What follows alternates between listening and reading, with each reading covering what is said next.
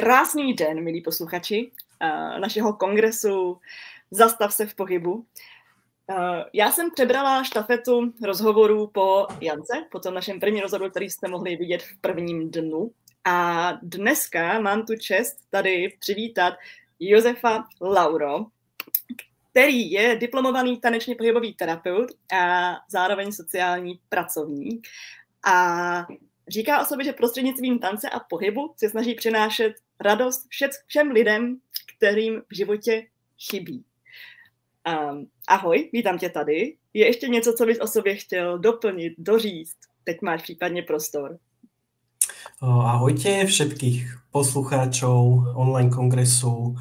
Vítam. Za mňa si to povedala pekne. Tak nejak ma moc nenapadá teraz, čo by som doplnil. Stačilo. V pořádku.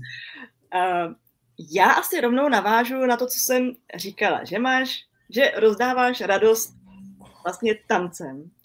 Pojďme si popovídat teď o tom, co vlastně pro tebe tanec znamená. Můžeš to nějak specifikovat? Můžeš nám to nějak popsat? Ja by som to možno tak popísal, že hudba a tanec znamenajú pre mňa nejaký univerzálny jazyk, ktorým vlastne dokážem vyjadriť svoje emócie, možno nejaké myšlienky alebo energiu bez slov. A je to nejaký spôsob, ako sa spojiť sám so sebou, s ostatnými ľuďmi, a dokázať vnímať svoje telo, priestor okolo seba a energiu alebo rytmus života. Mm-hmm. A keby som to ešte možno rozviedol na tie dve slova, že čo tanec a pohyb, tak v podstate tanec mi prináša nejakú radosť do života, slobodu, nejakú tvorivosť. Mm-hmm. A dokáže mi preniesť nejaké to vnútorné prežívanie do viditeľnej a citeľnej formy. Mm-hmm. A čo sa týka pohybu, tak pohyb vnímam ako takú základnú esenciu života. V podstate od narodenia sa človek hýbe, v podstate dýchanie, pohyb, tlkot srdca a pohyb vnímam ako taký most medzi fyzickým a mentálnym svetom. Mm-hmm. To si řekl krásně. A já si vlastně myslím, že takhle si i popsal víceméně tanečně pohybovou terapii. Je možná něco, co by si ještě dodal k té definici tanečně pohybové terapie? Co pro tebe tanečně pohybová terapie znamená? Ty jsi to teď krásně řekl, ale myslíš si, že ještě něco třeba chybí? Co bychom tu teď mohli dodat?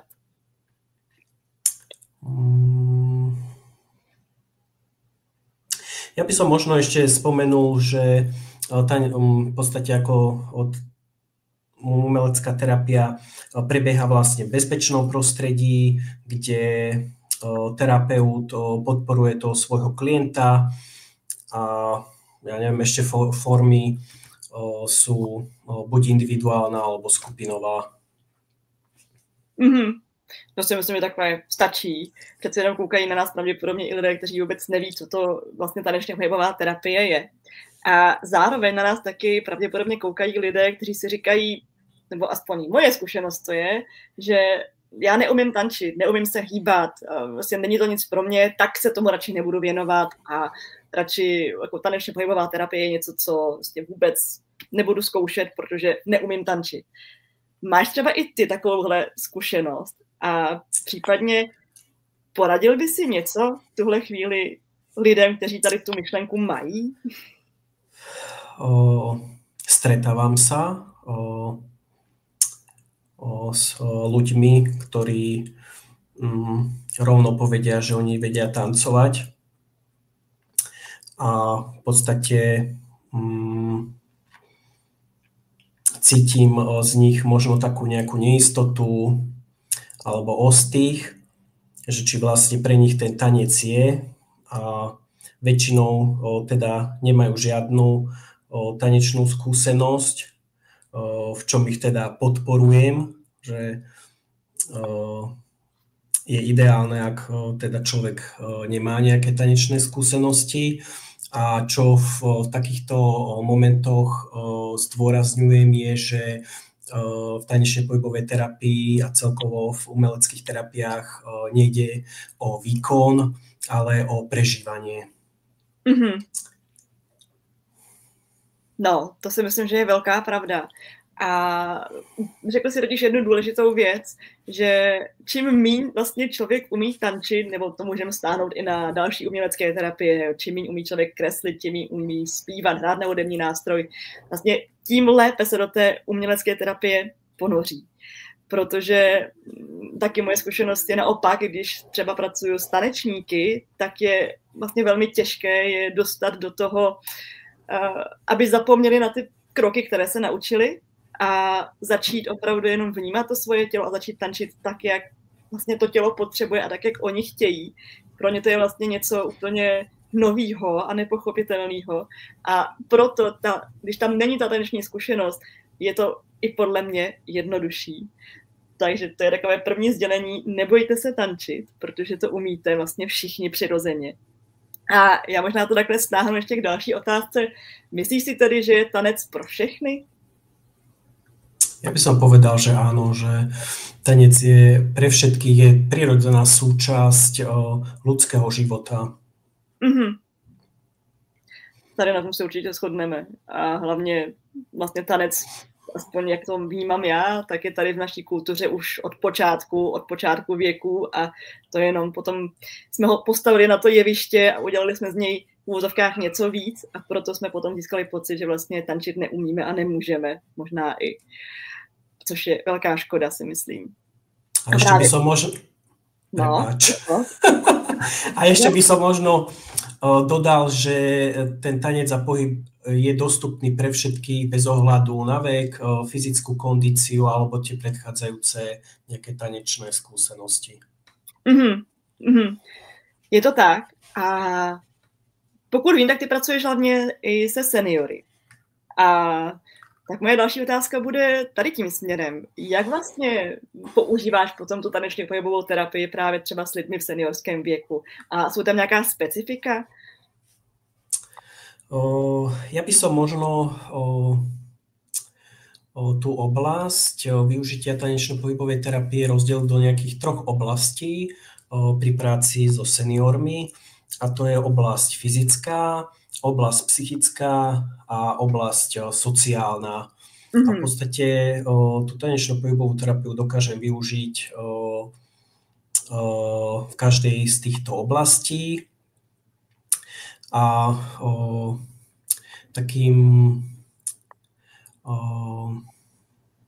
ja by som povedal, keď teda s klientmi cvičíme alebo robíme aktivity, tak snažím sa hlavne, aby to bolo hravou formou a v tej hravej forme si to dokážeme spoločne užiť a v podstate človek možno aj na tú chvíľu zabudne, že sa nejakým spôsobom hýbe.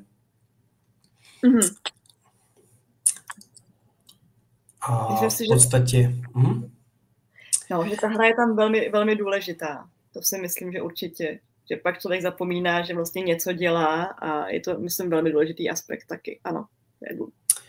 A v podstate vo veľkej časti takisto veľkú rolu pri terapiách so seniormi hrá hudba, výber hudby, možno nejaké detské básničky, riekanky a teda používanie rôznych nejakých zaujímavých pomôcok, ktoré tú terapiu dokážu oživiť. Možná pro nějakou konkrétnější představu, jak vlastně teda tam tu hru do té taneční pohybové terapie vkládáš a jaké pomůcky třeba k tomu využíváš? Tak pomocky, tak ideálne skúsenosti mám napríklad s papierovými táckami, kde v podstate si dokážeme precvičiť celé telo, väčšinou teda v sede, s tým, že tá pomôcka, ten plastový tanierik alebo papierový tanierik je súčasťou tých pohybov a je to ako keby slúži aj na takéto rozptýlenie, trošku zábavu a obzvláštní to cvičenie, zaujme tých seniorov, pobaví ich to častokrát. Tak napríklad to boli tieto tácky, ja neviem, napríklad jogurtové kelímky, alebo nejaké šatky napríklad, nejaké šnúrky od topánok, loptičky rôznej farby, veľkosti,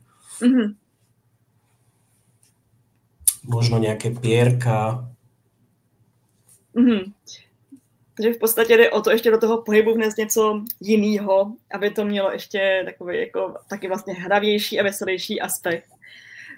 A ty jsi o tom mluvil i o tom, že hraje roli hudba. Jak konkrétně a jaký vlastně, ty jsi říkala, že používáš různé říkanky a tak dále. Má to svůj důvod? V podstate áno, aby sa ten klient cítil lepšie pri terapii, dokázať sa napojiť na klienta a vzájomne na seba, na skupinu, uvoľniť sa a tak nejak prirodzene plynúť, by som povedal. A je tam třeba i ten aspekt, že když používáte nějaké ty dětské říkanky, že opravdu, nevím, jestli pracuješ třeba s lidmi, kteří mají nějaké už trošku třeba demenci, Alzheimera a tak dále, tak třeba moje zkušenost je, že i člověk, který si třeba už moc nepamatuje, tak vždycky tady ty říkanky a písničky, které zná z dětství, tak většinou odříká úplně vlastně téměř bez chyby, protože to tam má pořád nějak zažitý. Máš taky tuhle zkušenosť? Áno. Častokrát viem tie začiatky tých básničiek alebo riekanok a už potom, keď sú nejaká druhá, tretia sloha, tak to je také, že teraz čakám, že či sa chytia, že či budeme pokračovať, alebo či to stopne. Teda väčšinou sa nájdú klienti, ktorí ďalej v tom pokračujú a dokážu tú básničku alebo pesničku dospievať do konca. To tam pořád vlastně v té paměti a když se to pak ještě propojí s tím pohybem, tak to má zase ještě vlastně jiný i větší efekt. Ano. A takhle třeba z té práce s klienty máš nějaký silný zážitek, který bys tady mohl takhle sdílet? Něco, co ti zůstalo v hlavě a už nemůžeš vymazat? Rozmýšľam, tak v podstate oni zatiaľ mám tie zážitky fakt len pozitívne. A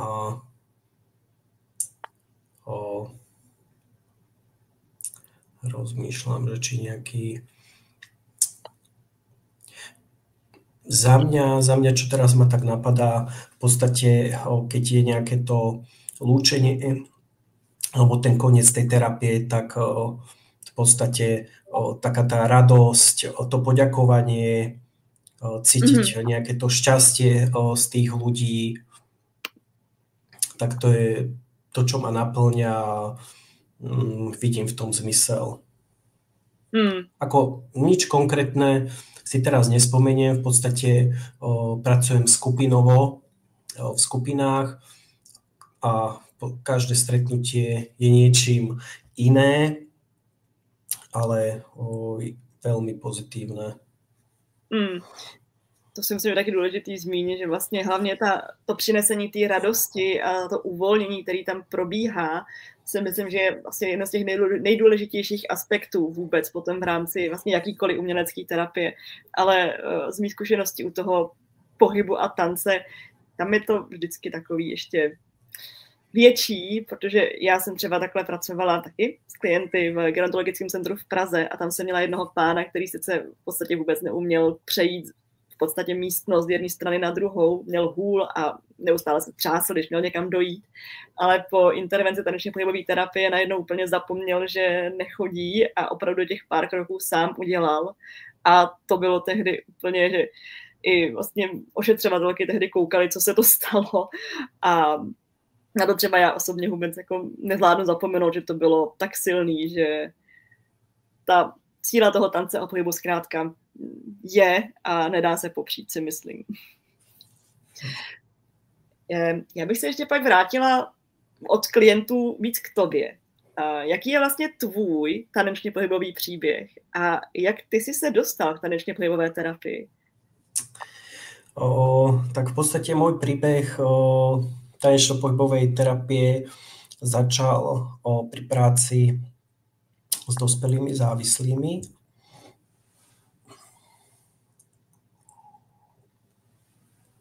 Kde som teda im poskytoval štandardne sociálnu prácu, poradenstvo, základné, špecializované a v podstate cítil som, mal potrebu im ponúknuť možno niečo viac, čo by možno prepojilo myseľ s telom. Mm-hmm. A pôvodne som mal v pláne študovať dramaterapiu, ale v danom roku sa neotváral odbor. A v podstate bolo hneď po pandémii a bolo jasné, že ten pohyb nechýba len tým klientom, ale teda chýba ten pohyb aj mne samotnému a preto som sa rozhodol pre tanečno-pohybovú terapiu, ktorou som sa snažil teda obohatiť nielen ich, nejaké ich život v zariadení, ale teda pomohla aj mne s nejakým prepojením so samým sebou a určite ma vo veľkej miere obohatila môj osobný aj profesijný život. Mm-hmm. Takže to byla spíš nějaká potřeba více pohybu, ono to potom covidu bylo ano, velké téma a proto tanečně pohybová terapie. Hezké. A jaké pro tebe bylo studium? Jestli ještě můžu vnést tuhleto otázku. Štúdium bolo pekné a náročné. Mm-hmm.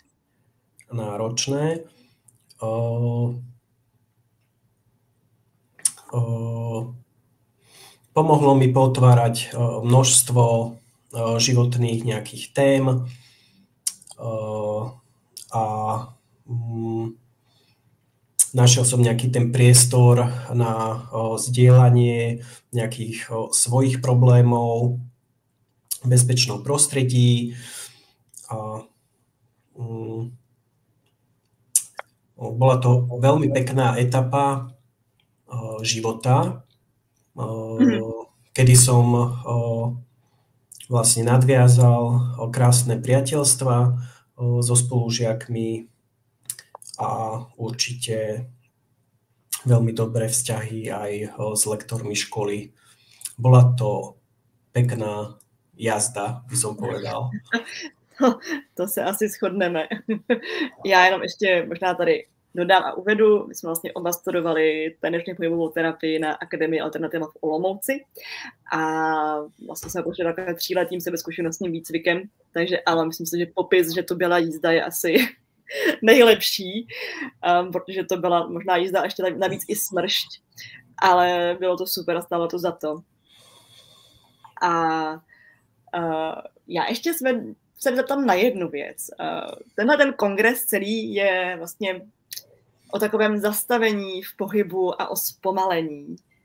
Myslíš si, že vlastně tanečně pohybová terapie může nějakým způsobem komukoliv, bavili jsme se, že tanec je tady pro všechny, stejně jako pohyb, může pomoci právě tady s tím zpomalením a s nějakým pozastavením v těch chvílích, třeba teď v té sváteční chvíli, kdy zkrátka toho stresu všude je hodně a ten schon nás většinou semele, tak môže nám v tomhletom pomôcť taneční pohybová terapie? Ja by som súhlasil, určite nám dokáže pomôcť tanečno-pohybová terapia a ponúka rozličné metódy a techniky, ktoré nám s tým vedia pomôcť. A už len to, že človek možno sedí a trošku navníma možno časti tela, ktoré sa dotýkajú stoličky, sedadla, chodidiel, zamerať sa možno na nejaký ten dých, možno čím je zima, teplo,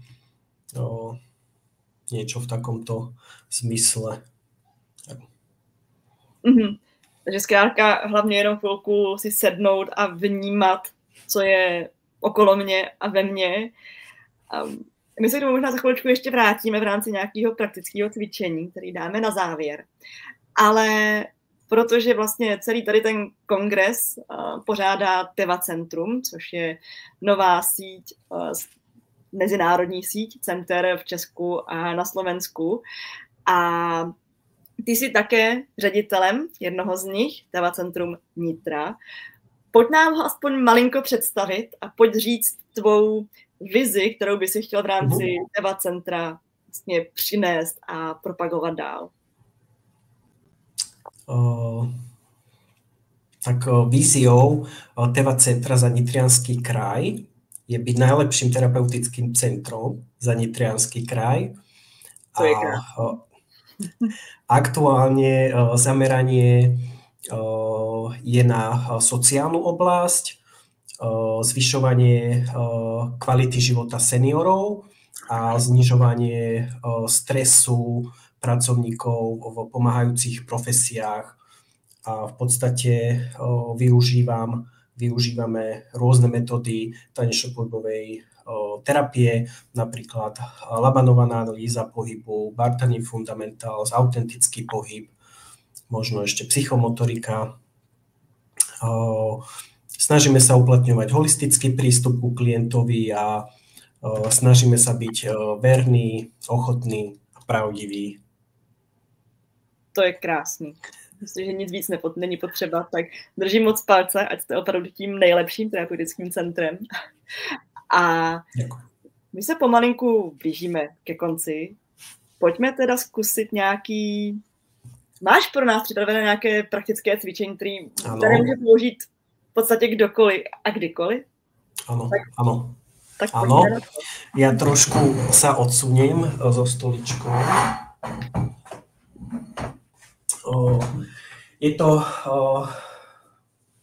Ukážem viacero cvičení a potom si z toho spravíme takú krátku zostavu, ktorú v bežnom živote si človek môže sám spraviť, či doma, či v zamestnaní. V podstate jedno z cvičení je, keď sa pohodlne posadíte do stoličky a zatnete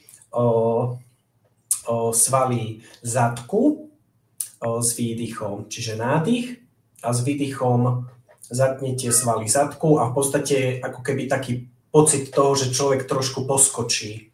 Čiže je to ideálne v sedavom zamestnaní za počítačom, takže ešte raz si môžeme zopakovať, dáte nádych a s výdychom zatiahnete zadkové svaly, môžete držať a uvoľniť. To je jeden taký praktický cvik. A ďalší praktický cvik, spažíme ruky s tým, že ako keby sa vyťahujeme za nejakým ovocím alebo chceme niečo oberať zo stromu. A uvoľním.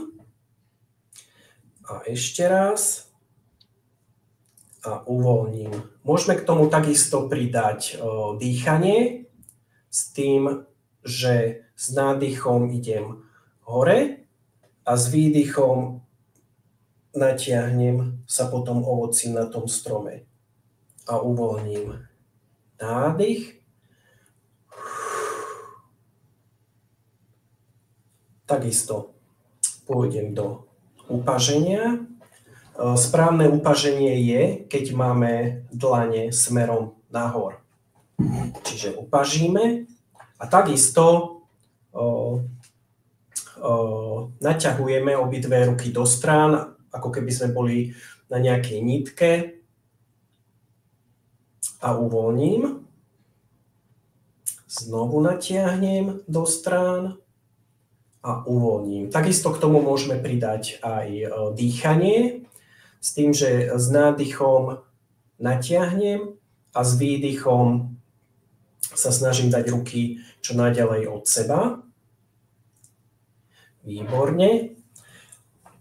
Ďalšie je ruky zapažím za seba, zapažím a uvoľním. A ešte raz opakujem, zapažím a uvoľním. Takisto k tomu môžeme pridať dýchanie, že s nádychom zapažím a natiahnem s výdychom čo najďalej, ako sa nám dá a uvoľním, nádych a znovu natiahnem ruky smerom dozadu. Túto zostavu si môžeme spojiť dokopy, tak v podstate upažím, natiahnem, spažím, rovnako natiahnem a zapažím, natiahnem. Poďme ešte raz, posledný krát. Takže s nádychom a s výdychom natiahnem hore, s nádychom upažím, s výdychom natiahnem, nádych a natiahnem.